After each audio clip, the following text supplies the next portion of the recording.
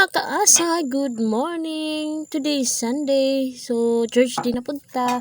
So, nalipay ko kayang mga bata, nanguban sila. Oh, yan si RG, si Luloy, si Jerlyn, si Baday. So, enjoy kayo mga bata. Ano bang, magkatigom gani sila ba?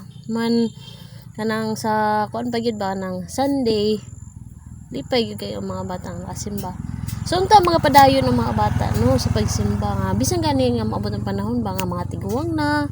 So, sagi na siya nga sa gikuan sa Ginoo nga ang adlaw nga Domingo gid ang iyang adlaw. So, salamat sa Ginoo nga nakasimba mi. So, lingawi kayo anak kay naghisgot na sila about anang rambutan. So, ang rambutan kay daghan may rambutan nga maagian.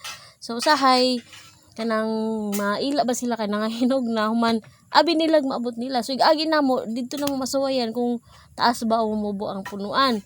So, di gani maabot, di katakatawa lang ta ng mga bata. Siyempre, mga bata ang gunalipay kayo. So, mo hapit na may abot sa Banahaw.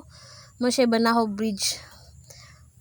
O mo na siya nagkuan gyud. Sa una, wala pa na siya tulay mo simba mi bisag uwan no nabaha magdadana lang gyud mi og mga extra nga sanina mo isud sa among bagay tabok ngadto na lang sa tabok magili. So karon thank you Lord nga na nag-share tulay nga bisan unsa pa man ang kon sa panahon dili na gyud mabasa ba. So thank you for watching mga kasay. Bye.